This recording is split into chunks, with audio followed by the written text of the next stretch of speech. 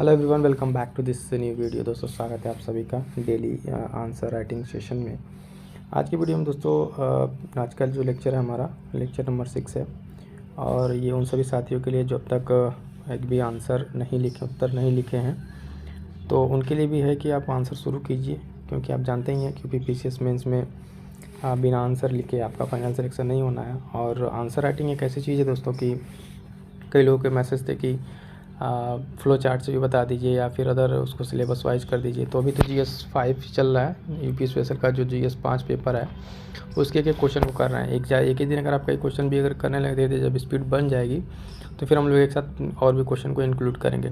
फिलहाल 1 bye 1 question को आप देखिए और समझिए कैसे क्वेश्चन को लिखा जा रहा है, कैसे किया जा रहा है, और एक बार इसको खुद से ही प्रयास कीजिएगा दोस्तों कि जब क्वेश्चन यहाँ पे हो जा रहा है उसके बाद आप खुद से भी लिखने का प्रयास कीजिएगा। जब तक खुद से क्वेश्चन को आप नहीं लिखेंगे तब तक आपकी अंडरस्टैंडिंग नहीं होगी। यहाँ पर वीडियो देख लेंगे है ना कि क्वेश्चन को ऐसे ऐसे लिखा के देखने में तो समझ में आएगी, चीज़ें ठीक लगेंगे, अच्छा हाँ ऐसे हो रहा है। लेकिन वहाँ पे करना क्या है कि आप एक बार खुद से कॉपी पेन लीजिए और उसको आप क्वेश्चन नोट कीजिए, फिर अपने आप से लिखने का प्रयास कीजिए और फिर देखिए कहाँ कहाँ पर आपकी चीज़ें लैग कर रही हैं, क्योंकि कौन कौन से पॉइंट आप लिख पा रहे हैं कि नहीं। इस तरीके जब आप धीरे धीरे 4, 5, 10, 20 क्वेश्चन लिख लेंगे तब धीरे धीरे आपके डिफरेंट आयाम खुलते जाएंगे कि किस तरीके से क्वेश्चन को सोचना और किस तरीके से लिखना है।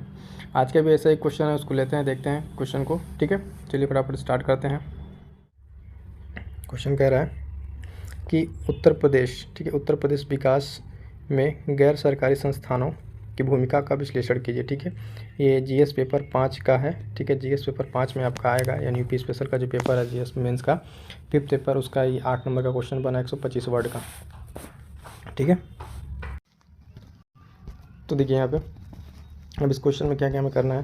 सबसे पहले गैर सरकारी जो संगठन है उसके बारे में बताना, उसकी भूमिका उत्तर प्रदेश के विकास में किस तरीके से इम्पोर्टेंस रखती है उसको बताएंगे। तो सबसे पहले यहाँ पे इंट्रो एक छोटा सा, ठीक है, इंट्रो देखेंगे। जो इंट्रो यहाँ पे इन्होंने लिखा है कि विश्व बैंक के अनुसार, ठीक है, पहले ही कोट कर दिया है विश्व बैंक के अनुसार कि ऐसे संगठन एवं संस्थाएं जो अपने कार्यों वित्त का नियंत्रण स्वतंत्रता पूर्वक करते हैं, जिनका प्राथमिक उद्देश्य आर्थिक लाभ कमाना न होकर जन कल्याण होता है। तो देखिए कितना सटीक तरीके से यहाँ पे इन्होंने इंट्रो को दिया है, उदाहरण भी दे दिया है कि प्रथम एमनेस्टी इंटरनेशनल। ठीक है, तो इनका जो इंट्रो है इसको काफ़ी अच्छा तरीके से इन्होंने इंट्रो लिखा है। उसके बाद से अगर हम देखेंगे कि NGO के बारे में बताया गया है, कैसे बताया यहाँ पे। NGO विभिन्न क्षेत्रों में जैसे आर्थिक, सामाजिक, राजनीतिक, ठीक है, पर्यावरणीय आदि क्षेत्रों के विकास में महत्वपूर्ण भूमिका अदा करते हैं। ठीक है, दर्पण पोर्टल के अनुसार ये भी फिर यहाँ पे एक चीज़ कोट कर दिया यहाँ पे आंसर की, इससे वैल्यू बढ़ जाती है। वर्तमान समय उत्तर प्रदेश में 25,000 से ज़्यादा NGO कार्यरत हैं। ठीक है, तो ये तो हो गया इनका इंट्रो में पूरी तरीके से एक्सप्लेन कर दिया है ना। अब देखते हैं कि उत्तर प्रदेश में जो NGO के विकास की बात है उसमें किस तरीके से उत्तर प्रदेश में, ठीक है, NGO की भूमिका क्या है उसके बारे में यहाँ पे इन्होंने डिस्कस करा। तो उसको डिफरेंट एस्पेक्ट में तोड़ दिया। ठीक है, इसको देखिए सामाजिक क्षेत्र, आर्थिक क्षेत्र, इस तरीके से आप जब बांट लेंगे तो मेन बॉडी आंसर आपका काफ़ी इफेक्टिव हो जाएगा। ठीक है, ये पर्यावरणीय क्षेत्र है ना, इस तरीके से ये 1 बाय 1 करके देख लेते हैं क्या क्या इसमें पॉइंट्स इन्होंने लिख रखा है। देखिए बात करें अगर सामाजिक क्षेत्र की, तो सामाजिक क्षेत्र में क्या क्या पॉइंट दिया है कि शिक्षा की सार्वभौमिक पहुँच, उदाहरण दे दिया प्रथम NGO। खाद्य सुरक्षा में उदाहरण अक्षय पात्र फाउंडेशन का यहाँ पे।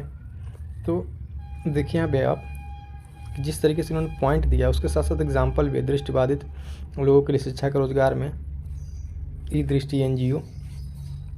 ठीक है, चित्रकूट का यहाँ पे एग्जाम्पल। तो इस तरीके से आपके ना जो उत्तर की जो आप कह सकते हैं उसकी वैल्यू जो ना काफ़ी इनरिच हो जाती है। आर्थिक क्षेत्र में अगर हम देखें तो गरीबी दूर करने में यहाँ पे उदाहरण कॉमन मैन ट्रस्ट, सार्थक फाउंडेशन, कौशल प्रदान करने और रोजगार देने में जन विकास समिति। ठीक, राजनीतिक क्षेत्र में अगर हम बात करें दोस्तों तो राजनीतिक क्षेत्र में क्या है, सरकार के साथ नीति निर्माण में सहयोगी राजनीतिक कमियों को उजागर करते हैं, जैसे ADR की रिपोर्ट में। ठीक है, 44% नेता अपराधी हैं। ये यहाँ पे महिलाओं को प्रशिक्षण तथा राजनीतिक जागरूकता, उदाहरण ठीक है, लक्ष्यम करके। ठीक है, पर्यावरण में देखें अगर हम तो पर्यावरण में क्या क्या है, पर्यावरणीय क्षेत्र में देखिए जल परीक्षण विधि और स्वास्थ्य एवं स्वच्छता हेतु प्रशिक्षण। यहाँ पे उदाहरण अभिनव NGO मुजफ्फरनगर का सिंगल यूज प्लास्टिक वनरोपण, मृदा प्रदूषण के प्रति जागरूकता अभियान। ठीक है, तो ये तो सारा हो गया क्या इनका मेन बॉडी का आंसर। ठीक है, मेन बॉडी क्वेश्चन NGO के बारे में था, उसको कैसे भूमिका अदा करेगा उसको यहाँ पे सब चीज़ ने बता दिया गया। ठीक है, अब देखिए इसको क्या, इसमें एक बहुत अच्छी चीज़ है कि मैप के माध्यम से इन्होंने क्या किया है, इसको पूरा रिप्रेजेंट कर दिया है, उसकी भी आपको दिखाते हैं।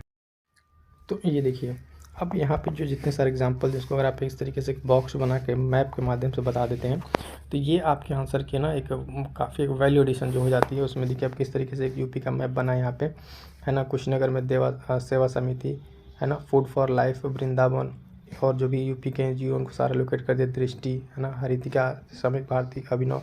तो इस तरह से क्या होता है, जो पॉइंट्स आपके छूट भी गए हैं वो क्या होते हैं, इसमें आपके इंक्लूड हो जाते हैं। तो ये आपके फाइनली आंसर में काफ़ी इनरिच होगा, ठीक है। इसके बाद से कंक्लूजन देख लेते हैं इसका।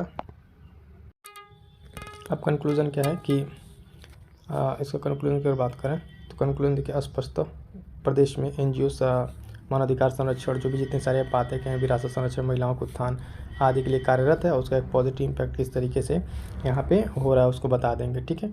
तो इस तरीके से क्या ये सुधार और संरचनात्मक समाधान को पेश करता है। इस तरीके से हमारा क्या हो जाएगा यहाँ पे, ये इसका एक कंक्लूजन हो जाएगा, ठीक है। एक चीज़ और बता दें दोस्तों कि जो दोस्त साथी नए जुड़े हैं उनके लिए मैसेज है कि आप आंसर राइटिंग का जो एक बेसिक से बताया गया है पेपर 5-6 को लेकर कैसे आंसर राइटिंग करना है, इस वीडियो को विजिट करके ज़रूर देखें। और साथ ही साथ एक अलग वीडियो में जिसमें हमने बात की है कि एक अच्छा उत्तर लिखने के लिए क्या क्या चीज़ें ज़रूरी होती हैं, है ना। ये चीज़ें इंपॉर्टेंट है आंसर राइटिंग के लिए, 2 चीज़ें। और एक चीज़ अलग से जो मेंस आंसर राइटिंग पर्सपेक्टिव से ये 2 किताबें हैं। इस वीडियो में हमने एक्सप्लेन किया कि किस तरीके से PYQ हेल्प करेगा आपके मेंस एनरिचमेंट के लिए। तो ये चीज़ आप ज़रूर देखें, है ना। और इसके साथ साथ दोस्तों जो प्रीलिम्स के लिए इंपॉर्टेंट है करंट अफेयर, है ना। प्रीलिम्स के लिए इंपॉर्टेंट है करंट अफेयर। तो यहाँ पे एक ही वीडियो में आपके पिछले 4 महीने करंट अफेयर मिल जाएगा, जो भी अब तक आपने नहीं पढ़ा है तो पढ़ के यहाँ से नोट्स बना लीजिए। क्योंकि आप साथ ही साथ अगर जब मेंस के साथ साथ इस पॉइंट को कवर करते रहेंगे करंट अफेयर, तो आपके अपकमिंग एग्जाम्स के लिए काफ़ी हेल्पफुल होने वाला है प्रीलिम्स के पॉइंट ऑफ व्यू से, ठीक है। तो मिलते हैं किसी नेक्स्ट वीडियो में। Thank you so much.